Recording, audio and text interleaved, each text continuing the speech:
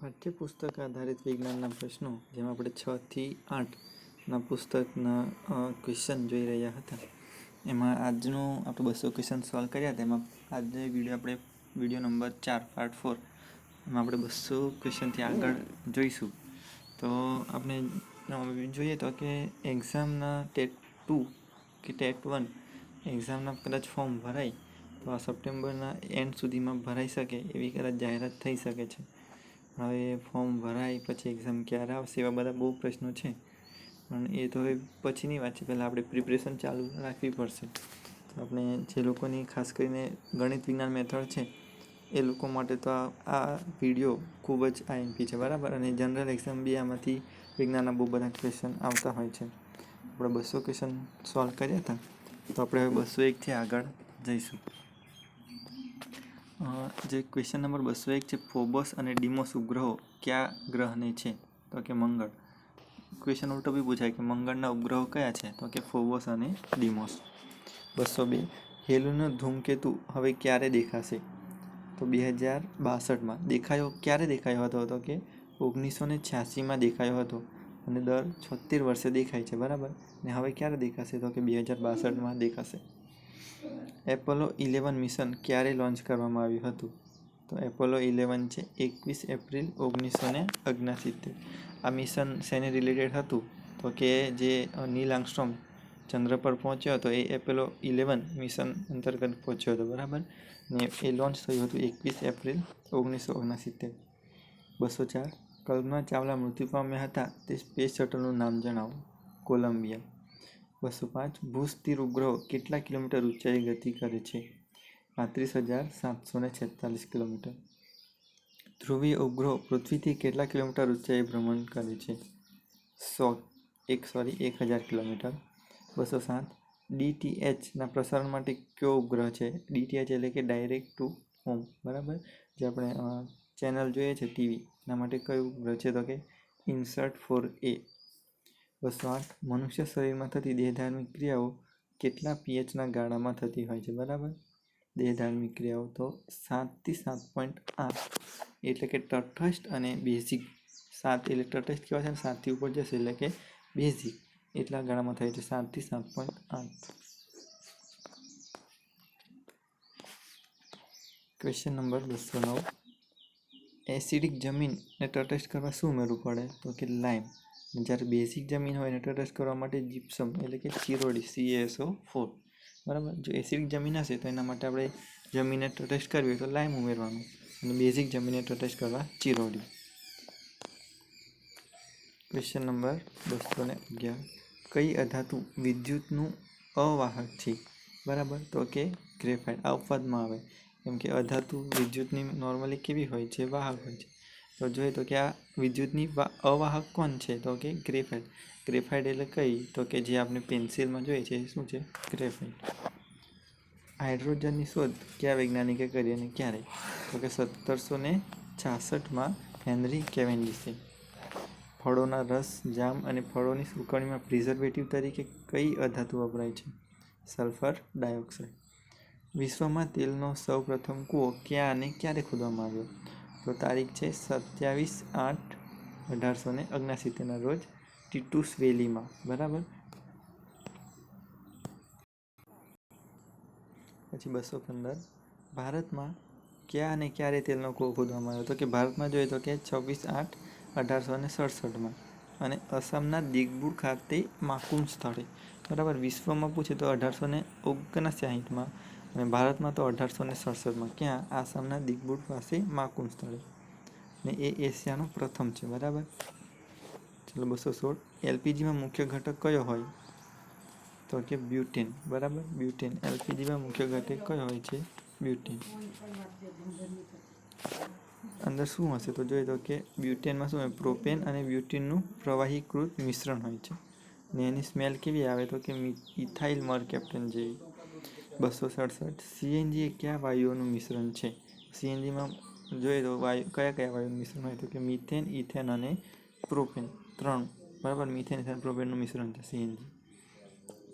મૃત પ્રાણીઓના નમૂના સાચવવા શેનો ઉપયોગ થાય? તો ફોર્માલ્ડિહાઇડ, બરાબર. એનું દ્રાવણ આવે છે ફોર્માલ્ડિહાઇડનું. શેના માટે? તો મૃત પ્રાણીઓના નમૂના સાચવવા. પછી નખ પરની નેલ પોલિશ દૂર કરવા, તો કે પ્રોપેનોલ. નહાવાના સાબુમાં કયો ક્ષાર હોય છે? તો કે પોટેશિયમ કે. લાળ શેના પાચનમાં મદદ કરે છે? સ્ટાર્ચ. બરાબર. એટલે જ આપણે જ્યારે જે મનુષ્યનું પાચન તંત્ર ભણીએ ત્યારે જોઈએ છે કે તો સૌપ્રથમ ખોરાક મુખમાં જાય અને ત્યાંથી જ સ્ટાર્ચની પાચનની શરૂઆત થાય. બરાબર. હવે મુખમાં શું હોય? તો કે લાળ. એટલે સ્ટાર્ચના પાચનની શરૂઆત ક્યાંથી થતી હોય છે? મુખમાંથી. એટલે ક્વેશ્ચન યાદ રહી જાય કે લાળ શેના પાચનમાં મદદ કરે છે? તો કે સ્ટાર્ચ. 222.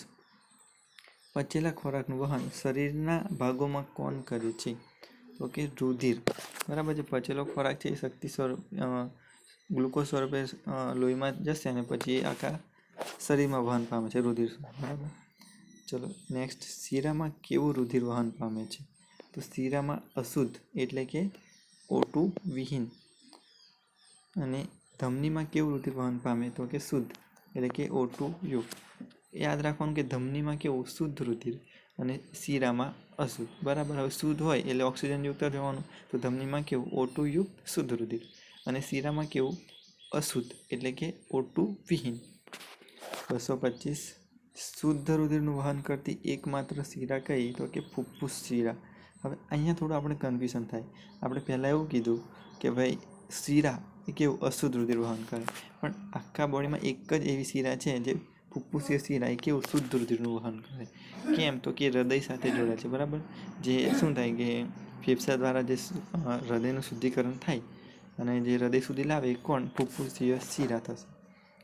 હવે છે અશુદ્ધ રુધિરનું વહન કરતી એકમાત્ર ધમની. તો હવે આપણે આ ક્વેશ્ચનમાં એવું કીધું કે ધમની શું કરે? તો કે શુદ્ધ રુધિરનું વહન કરે. પણ અહીંયા ક્વેશ્ચન છે કે અશુદ્ધ રુધિરનું વહન કરતી ધમની કઈ? એકમાત્ર.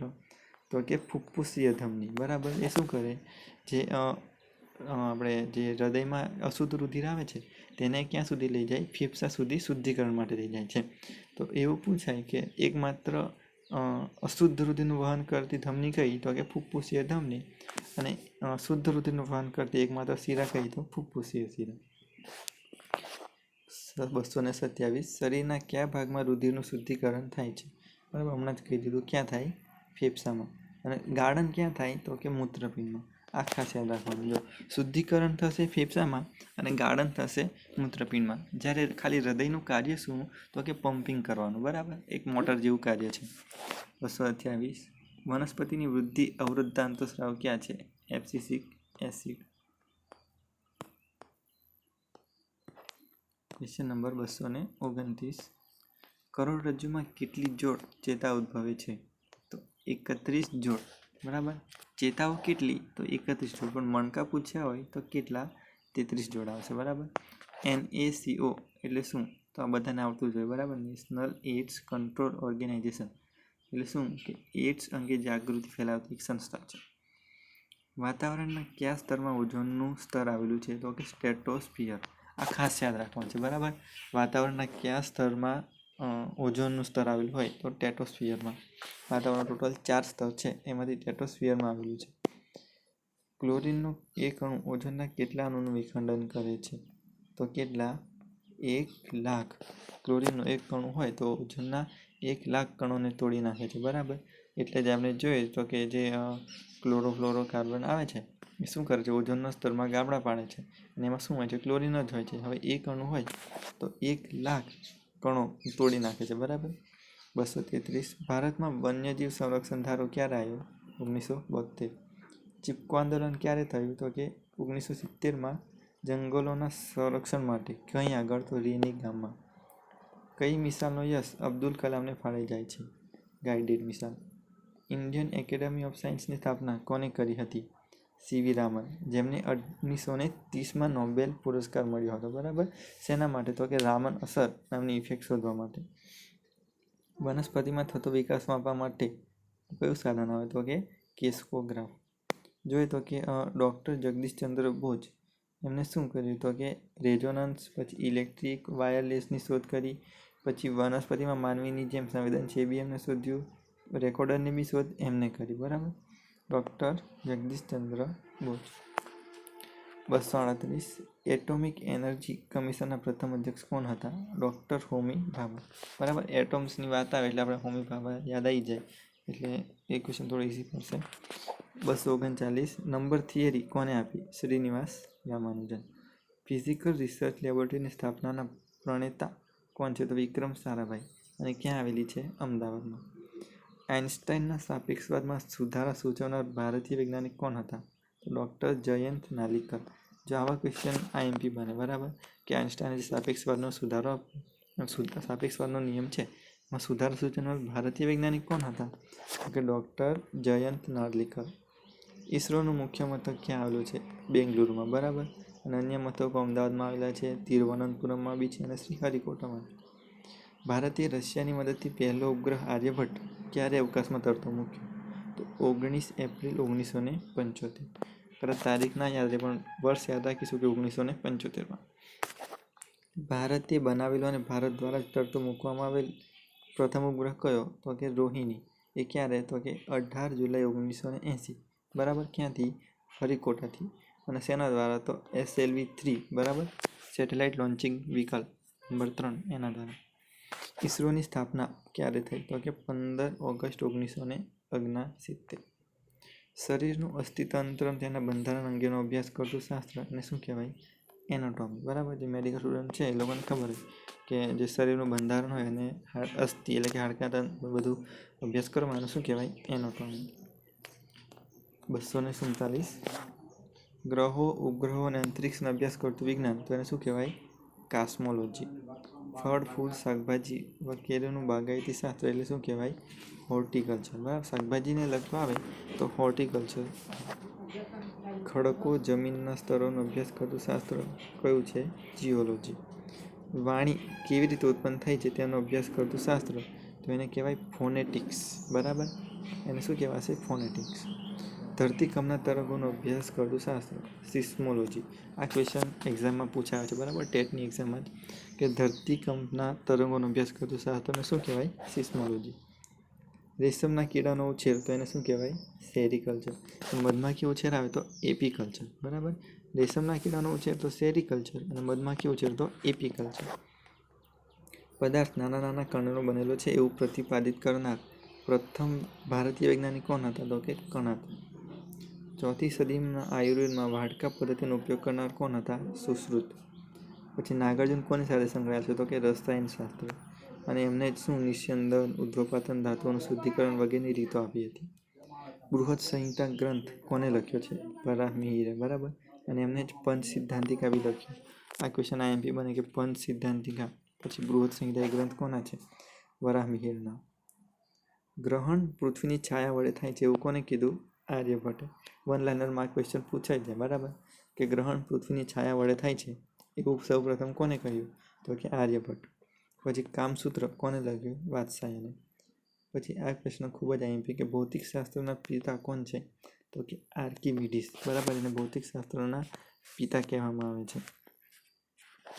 આગળ જોઈએ તો કે એમને શું શું કર્યું? તો કે તરતા પદાર્થોના નિયમો આપ્યા, ઉચ્ચાલન અને પ્રકાશના પરાવર્તનના નિયમો આપ્યા, વર્તુળનું ક્ષેત્રફળ શોધવાની રીત બી એમને આપી. બરાબર, તો આ આર્કિમિડીઝ ભૌતિકશાસ્ત્રના પિતા છે અને એમના વિશે આટલી વાતો આપણે યાદ રાખીશું. 260 ઇંગ્લેન્ડના મહાન વૈજ્ઞાનિક, ગણિતશાસ્ત્રી અને ખગોળવેત્તા કોણ છે? તો કે સર આઇઝેક ન્યૂટન. એમનો સમયગાળો જોઈએ તો કે 1642 થી 1729.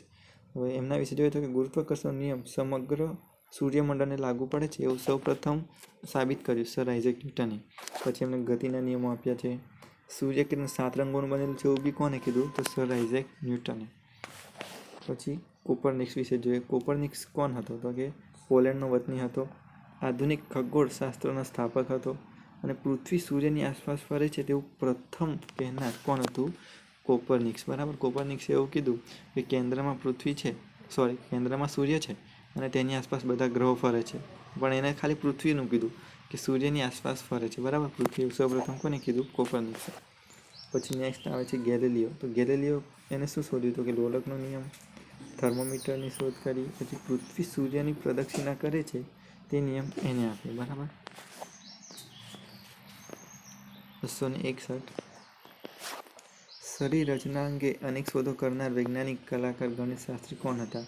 તો કે લિયોનાર્દો દ વિન્ચી ઇટલીના હતા. બરાબર. પછી ઉત્ક્રાંતિ સિદ્ધાંતના પ્રણેતા તો કોણ? ડાર્વિન, એ જે વૈજ્ઞાનિક હતા. આ ક્વેશ્ચન આવડી જાય. બરાબર. ઉત્ક્રાંતિવાદના પ્રણેતા કોણ? તો કે ડાર્વિન.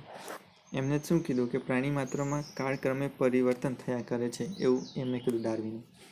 પછી એડવર્ડ, આ બે ક્વેશ્ચન છે ને, એટલે મેં સ્ટાર બી કર્યો છે કે આ બંને ક્વેશ્ચન આપણે આવડતા છતાં ખોટો કરીને આવે છે. કે એડવર્ડ જેનરે શું શોધ્યું? તો કે શીતળાની રસી. અને લુઈ પાસ્વરે તો કે હડકવાની રસી. આ ક્વેશ્ચન ખાસ નોંધ કરજો. એડવર્ડ જેનરે શીતળાની રસી અને લુઈ પાસ્વરે હડકવાની રસી. બરાબર. જોઈએ તો કે એડવર્ડ જેનર કોણ હતો? તો કે ઇંગ્લેન્ડનો મહાન એક ડૉક્ટર હતો. અને લુઈ પાસ્વર તો એ બેક્ટેરિયોલોજી વિજ્ઞાનના પિતા કહેવાય છે. અને દૂધને પેસ્ચ્યુરાઇઝ કરવાની પદ્ધતિ બી કોને આપી છે? લુઈ પાસ્વરે. બરાબર. ફરી વાર કે એડવર્ડ જેનરે શીતળાની રસી શોધી અને લુઈ પાસ્વરે હડકવાની રસી શોધી. જો ક્વેશ્ચન આવું પૂછે ને તો આપણે બહુ કન્ફ્યુઝ થઈ ગયું. વીજળીનો દીવો કોને શોધ્યો? તો કે થોમસ આલ્વા એડિસન. વીજળીનો દીવો મતલબ જ શું? કે લાઇટ, બલ્બ. બરાબર. એ કોને શોધ્યો? તો કે થોમસ આલ્વા એડિસન. આપણે બધાને ખબર હોય કે ભાઈ સૌ પ્રથમ બલ્બ કોને શોધ્યો? તો કે થોમસ આલ્વા એડિસન. પણ ક્વેશ્ચન આવું પૂછે કે વીજળીનો દીવો, તો આપણે પાછા ગભરાઈ જાય કે ભાઈ આ હું પૂછી નાખ્યું છે. પણ એ જ શું છે? લાઇટ. બરાબર. પછી એમને બીજું શું શોધ્યું? તો કે ફોનોગ્રાફ, ચલચિત્ર, ડાયનેમો વગેરેની શોધ એમને કરી છે. પછી નેક્સ્ટ 266 આલ્બર્ટ આઇન્સ્ટાઈન વિશે થોડું જોઈએ તો કે એ કોણ હતો? તો કે જર્મનીનો પ્રખ્યાત ગણિતશાસ્ત્રી હતો અને કે ભૌતિક વિજ્ઞાની હતો. એનો સમયગાળો જોઈએ તો 1889 થી 1955. એમને સાપેક્ષવાદનો સિદ્ધાંત આપ્યો. પછી ગુરુત્વાકર્ષણના પ્રચલિત વિચારોમાં મૂળભૂત ફેરફારો કર્યા અને એક સૂત્ર આપ્યું, E બરાબર ડેલ્ટા MC સ્ક્વેર. બરાબર. કયું આપ્યું? E બરાબર ડેલ્ટા MC સ્ક્વેર. પછી મેન્ડેલીફ વિશે જોઈએ તો કે રશિયાના તત્વોનું વર્ગીકરણ કરી પેરિયોડિક ટેબલ બનાવી. બરાબર. જે આપણે ટેબલ જોઈએ છે મેન્ડેલીફનું આર્વર્ત કોષ્ટક. બરાબર. એ મેન્ડેલીફે બનાવ્યું છે. પછી પદાર્થના ગુણધર્મોના અભ્યાસ માટે બરાબર ખાસ જાણીતો છે. પછી આગળ માઇકલ ફેરાડે. તો એ કોણ હતો? ઇંગ્લેન્ડનો વતની હતો. વિદ્યુત પૃથ્થકરણનો નિયમ આપ્યો. પછી વિદ્યુત ઉત્પાદન દ્વારા ગતિ ઉર્જાનું વિદ્યુત ઉર્જામાં રૂપાંતર કરવાની રીત આપી. બરાબર. કે શું કોઈ બી આપણે પાણી જોઈએ તો ગતિમાં હોય અને એના પરથી ટર્બાઇન ફરાઈને વિદ્યુત ઉત્પન્ન કરે છે. એવું સૌ પ્રથમ માઇકલ ફેરાડે કીધું કે વિદ્યુત ઉર્જા છે એને ગતિ ઉર્જા દ્વારા વિદ્યુત ઉર્જામાં રૂપાંતર કરવાની રીત આપી એમ સૌ પ્રથમ. 279 શેની રચનાથી યંત્રયુગનો આરંભ થયો? ડાયનેમાનો. મેડમ ક્યુરી કોણ હતા? તો કે રેડિયમની શોધ એમને કરી. જોઈએ તો કે 2 વાર નોબેલ પુરસ્કાર મેળવનાર એકમાત્ર વૈજ્ઞાનિક છે. ક્યારે? તો 1903માં અને 1911માં 2 વાર નોબેલ પુરસ્કાર મળ્યો છે. એકમાત્ર મહિલા વૈજ્ઞાનિક છે 2 વાર મળ્યો હોય એવા. મેડમ ક્યુરી. એટલે આ ક્વેશ્ચન બી મોસ્ટ આઈમ્પી છે. 271 સર આલ્ફ્રેડ નોબેલ. હવે નોબેલ પારિતોષિક જેના માનમાં આપવામાં આવે છે એના વિશે બી થોડી વાત કરી લઈએ કે સર આલ્ફ્રેડ નોબેલ એ કોણ હતા? તો કે સ્વીડનના વૈજ્ઞાનિક હતા અને એમને ડાયનેમાઇટની શોધ કરી. બરાબર. અને 1966માં પુરસ્કાર આપવાની શરૂઆત થઈ. કયા ક્ષેત્રમાં? તો કે ભૌતિક વિજ્ઞાનમાં, રસાયણ વિજ્ઞાન, સાહિત્ય, શાંતિ અને મેડિસિન એટલે કે આરોગ્ય ક્ષેત્રે નોબેલ પુરસ્કાર અપાય છે 5 ક્ષેત્રમાં. બરાબર. હવે આપણે આગળ જોઈએ તો એલેક્ઝાન્ડર ફ્લેમિંગ કોણ હતા? તો કે સ્કોટલેન્ડના વ્યક્તિ હતા અને બેક્ટેરિયોલોજિસ્ટ કહેવાય. અને એમને પેનિસિલિનની શોધ કરી. બરાબર. અને એન્ટીબાયોટિક દવાઓના જનક તરીકે ઓળખાય છે. કોણ? Alexander Fleming. 273 મનુષ્ય વિશ્લેષણ ઉપચાર પદ્ધતિ કઈ છે? મનોવિશ્લેષણ ઉપચાર પદ્ધતિ કોને આપી? તો કે સિગમન્ડ ફ્રોઈડે. પછી સૂક્ષ્મદર્શક યંત્ર કોને બનાવ્યું? તો કે વાન લ્યુવેનહોફ. પછી આલ્ફા અને બીટા વિકિરણોની શોધ કોને કરી? તો અર્નેસ્ટ રુથરફોર્ડે શેની કરી? આલ્ફા અને બીટા વિકિરણો. પછી ન્યુક્લિયર ફિઝિક્સનો પાયો નાખનાર કોણ? તો કે અર્નેસ્ટ રુથરફોર્ડ. 276 અલ્ટ્રાવાયોલેટ કિરણો યુવીની શોધ કોને કરી? ફિન્સેન. O2 એટલે કે ઓક્સિજનની શોધ JB બ્રિસ્ટલ. પછી કોલેરા અને ક્ષયની રસી કોને શોધી? રોબર્ટ કોક. ગ્રહોની ગતિના નિયમ કોને આપ્યા? કેપ્લરે. બરાબર. આ ક્વેશ્ચન આપણને યાદ જ હોય કે ગ્રહોની ગતિના નિયમ કોને આપ્યા? કેપ્લરે. પછી ગ્રામોફોનની શોધ કોને કરી? થોમસ આલ્વા એડિસને જ. બરાબર. જેને બલ્બ શોધ્યો. નેક્સ્ટ એક્સરેની શોધ કોને કરી? રોન્ટજન. પછી એટમ બોમ્બ એ કોને સૌપ્રથમ બનાવ્યો? તો કે ઓટો હાન. ટેલિફોનની શોધ તો એલેક્ઝાન્ડર ગ્રેહામ બેલ, બરાબર. પછી ટેલિવિઝનની શોધ આવશે તો જ્હોન લુઈસ બેટ. ડીઝલ એન્જિન કોને શોધ્યું તો કે રુડોલ્ફ ડીઝલ. ફાઉન્ટેન પેન, બરાબર, એ લુઈસ વોટરમેન. ફાઉન્ટેન પેન મોસ્ટલી અંતરિક્ષમાં વપરાય છે, બરાબર. કોને શોધી? લુઈસ વોટરમેન. પછી આ ક્વેશ્ચન યાદ રાખીશું કે બીસીજીની રસી કોને શોધી? કે કાલ્મેટ અને ક્યુરિન. સૌપ્રથમ સાયકલ કોને બનાવી હતી તો કે મેકમિલન. પછી સ્ટીમ એન્જિન કોને બનાવ્યું તો કે જેમ્સ વોટ. સિન્થેટિક જનીન એટલે કૃત્રિમ જનીન સૌપ્રથમ કોને બનાવ્યા તો કે હરગોવિંદ ખુરાનાએ, બરાબર, ભારતીય વૈજ્ઞાનિક હતા અને પાછળથી અમેરિકામાં જઈને એમને વિજ્ઞાન ક્ષેત્રે સારું એવું પ્રદાન કર્યું. એટલે કે સિન્થેટિક જીન્સ મતલબ કૃત્રિમ જનીન લેબોરેટરીમાં બનાવ્યા હતા. એના વિશે આપણે આગળ ક્વેશ્ચન લીધા જ છે અને એક ક્વેશ્ચન નાનો એવો છે. શરીરમાં લોહીનું ભ્રમણ વિશેનો ખ્યાલ સૌપ્રથમ કોને આપ્યો તો કે વિલિયમ હાર્વે. અને એને જ સૌપ્રથમ શું કર્યું? રુધિર પરિવહન તંત્રની શોધ કરી અને એ સ્ટેટોસ્કોપ બી એને શોધ્યું, બરાબર. વિલિયમ હાર્વે તો છે નહીં, લોહીનું પરિભ્રમણ એટલે કે લોહીનું રુધિરનું પરિવહન તંત્ર શોધ્યું અને સ્ટેટોસ્કોપની બી શોધ એમને કરી. એવું કહેવાય છે કે એક કોઈક માણસને ગોળી વાગે છે તેનું ઓપરેશન કરતા ટાઈમે એમને ભૂલથી આ શોધ કરી નાખી છે, બરાબર. એવું એમના વિશે વાત છે. પછી હવાનું દબાણ માપવા માટે કયું સાધન વપરાતું તો બેરોમીટર. પછી પ્રકાશની તરંગ લંબાઈ માપવા માટે તો કે સ્પેક્ટ્રોમીટર. પછી હવામાં રહેલ ભેજ માપવા માટે તો કે હાઇગ્રોમીટર. જો હવાનું દબાણ તો શું આવશે? બેરોમીટર. પણ હવામાં રહેલી ભેજ તો કે હાઇગ્રોમીટર. સમુદ્રનું તળિયું જોવા માટે શેનો ઉપયોગ થાય તો હાઇડ્રોસ્કોપ. આંધળા માણસો માટે કયા સાધનો વડે પુસ્તકો વાંચે છે તો કે ઓપ્ટોફોન. પછી પાણીની અંદર અવાજનો વેગ માપવા માટે હાઇગ્રોફોન.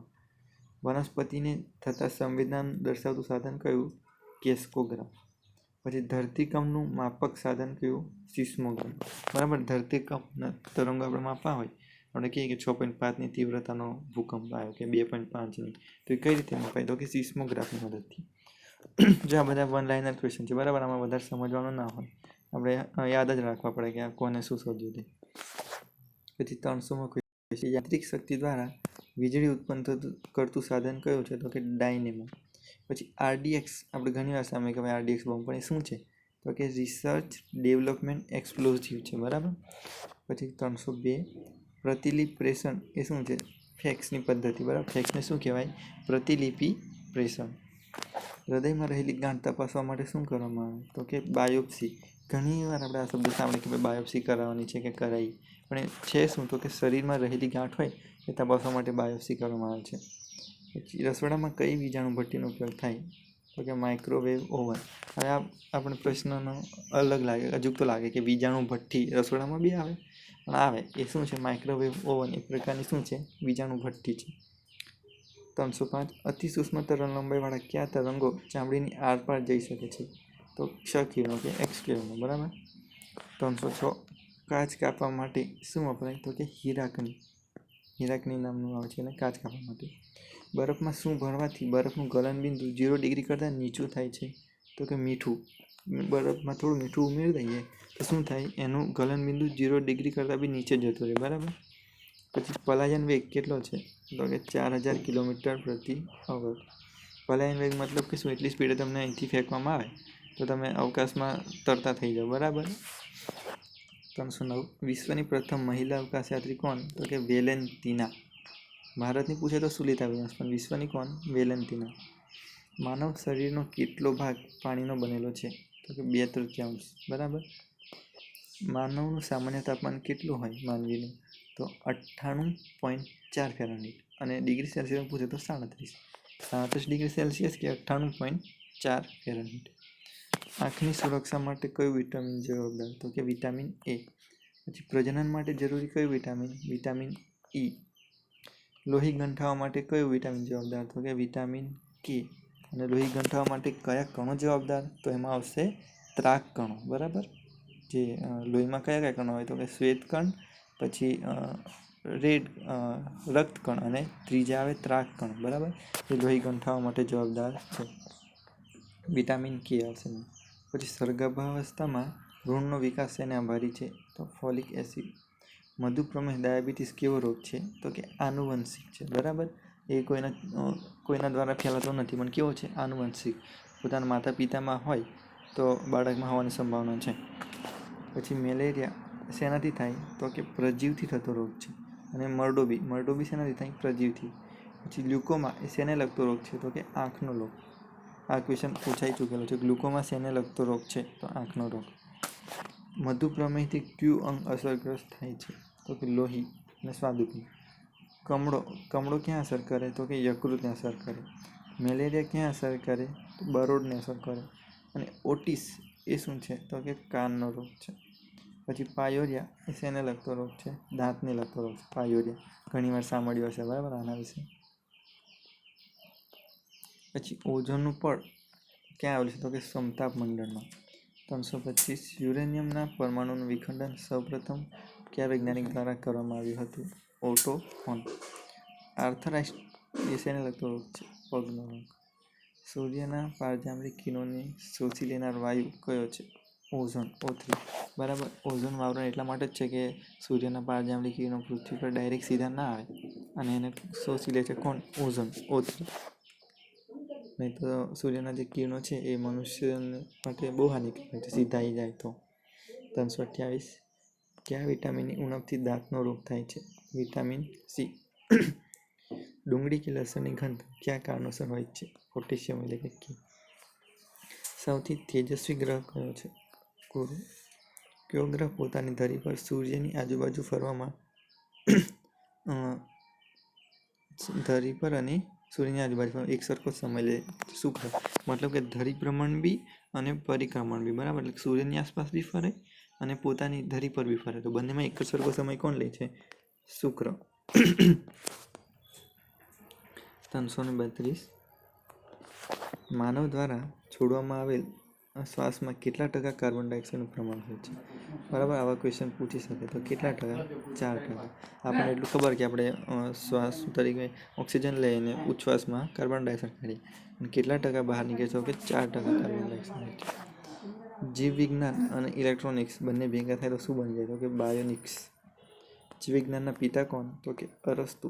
એમણે શું કર્યું? તો કે સમગ્ર જીવોને 2 સમૂહમાં વિભાજિત કરી સૌપ્રથમ. બરાબર. કે પ્રાણી સૃષ્ટિ અને મનુષ્ય સૃષ્ટિ. એ જીવ વિજ્ઞાનના પિતા કોણ છે? અરસ્તુ. પછી આધુનિક વર્ગીકરણના પિતા કોણ? તો કે કેરોલસ લિનિયસ, જેને દ્વિનામી નામકરણ પદ્ધતિ આપી હતી. બરાબર. કે મનુષ્યનું નામ શું? તો કે હોમો સેપિયન્સ. એટલે કે એને દ્વિનામી નામકરણ પદ્ધતિ આપી. કોને? Carolus Linnaeus. એટલે એને કહેવાય છે આધુનિક વર્ગીકરણના પિતા. વનસ્પતિ કોષમાં કોષ દિવાલ શેની બનેલી હોય? તો કે સેલ્યુલોઝની. આ એકદમ સિમ્પલ ક્વેશ્ચન લાગે પણ જ્યારે પૂછાય ને ત્યારે આપણે એટલા કન્ફ્યુઝ થતા હોય છે. વનસ્પતિ કોષમાં કોષ દિવાલ શેની બનેલી હોય? તો સેલ્યુલોઝ. પછી આઈફોન અને આઈપોડના પ્રણેતા કોણ છે? તો કે સ્ટીવ જોબ્સ.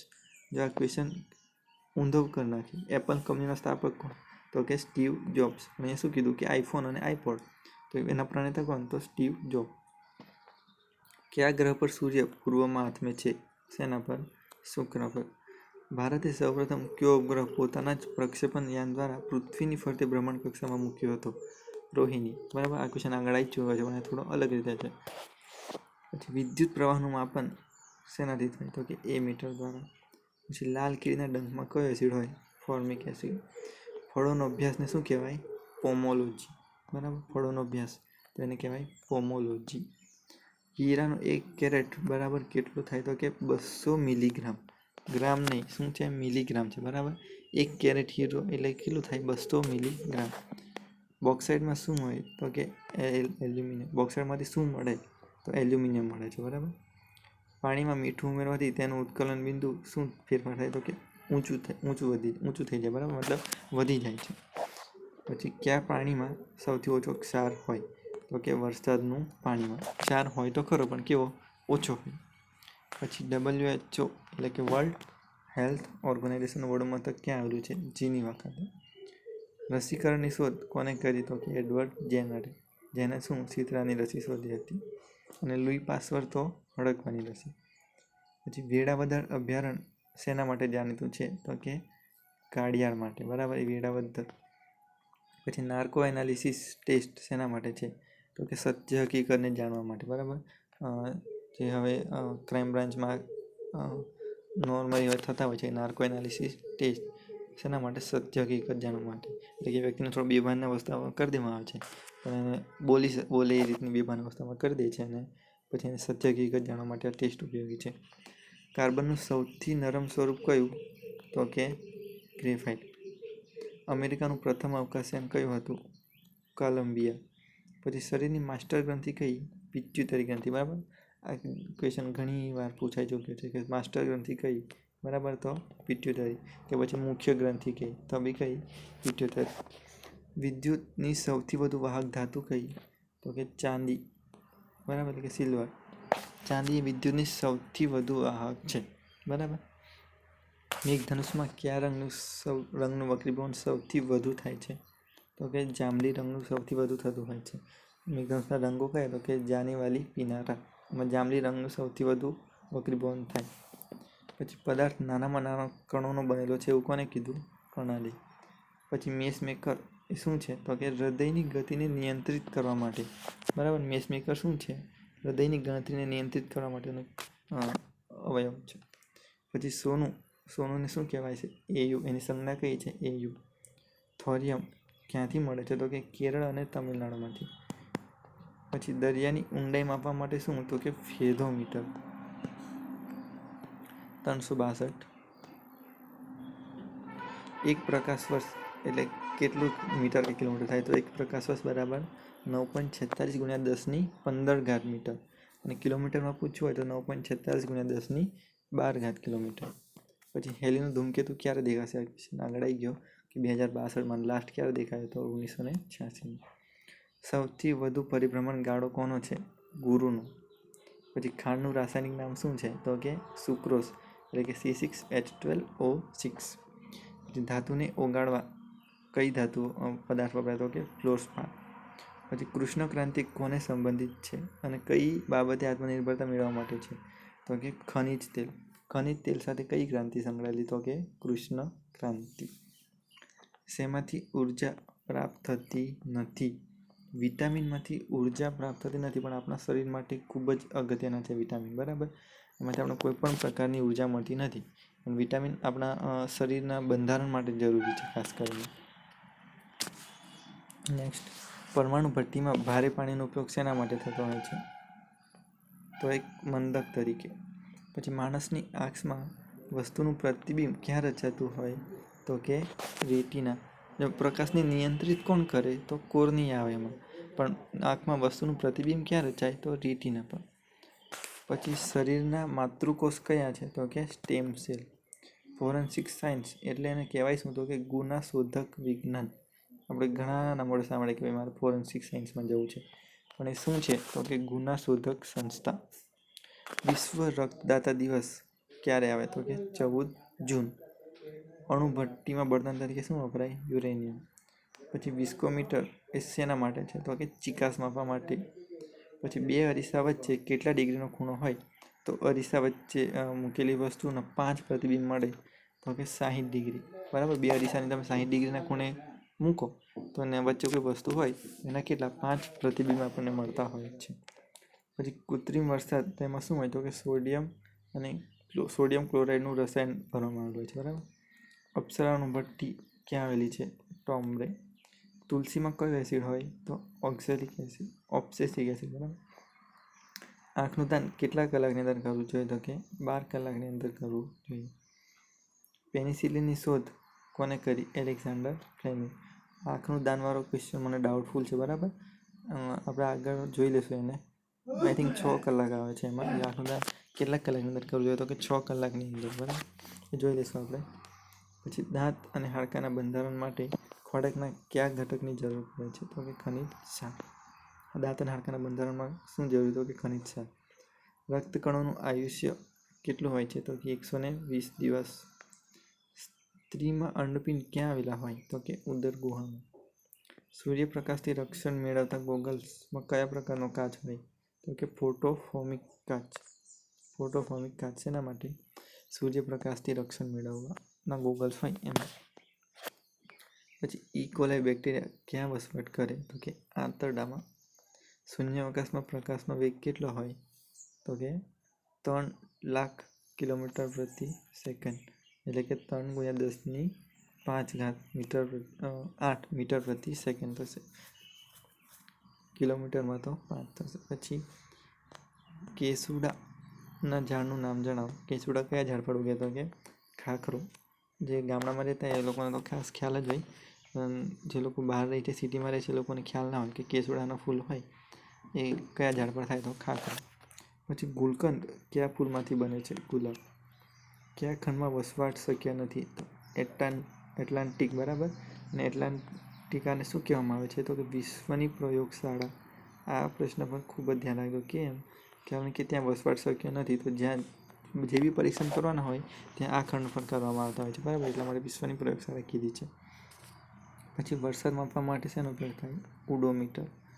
નદીમાં સમુદ્રના વહાણ પ્રવેશે છે ત્યારે તે થોડુંક ઊંચકાય છે. બરાબર. નદીમાંથી જ્યારે સમુદ્રમાં પ્રવેશે ત્યારે કેવું? થોડું ઊંચકાય છે. પછી સૌથી સખત ધાતુ કઈ છે?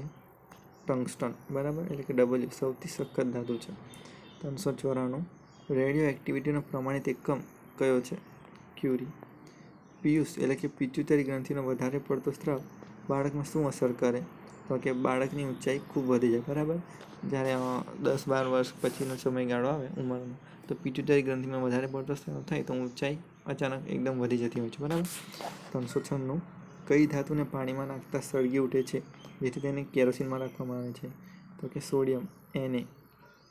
હડકવાની રસી. આ ક્વેશ્ચન આપણે જોઈ ગયા, પણ ફરી વાત છે કે હડકવાની રસી કોને શોધી? તો લુઈ પાસ્ચર. શીતળાની રસી તો કોણ આવશે? Edward Zener. ફુગ્ગામાં કયો વાયુ ભરવામાં આવે છે? તો કે હિલિયમ. પાણીનો જથ્થો માપવા માટે તો ક્યુસેક એકમ આવે છે. બરાબર.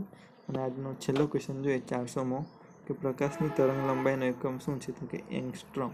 બરાબર. એંગસ્ટ્રોમ. પ્રકાશની તરંગ લંબાઈનો એકમ કયો છે? એંગસ્ટ્રોમ. તો આપણે 400 ક્વેશ્ચન જોઈ ગયા અને ટોટલ આપણે 600 ક્વેશ્ચન છે. તો નેક્સ્ટ લેક્ચરમાં આપણે બાકીના ક્વેશ્ચન જોઈ લઈશું. આટલા ક્વેશ્ચનમાં જો તમને કોઈ ડાઉટ હોય તો તમે મને કમેન્ટમાં જણાવી શકો છો.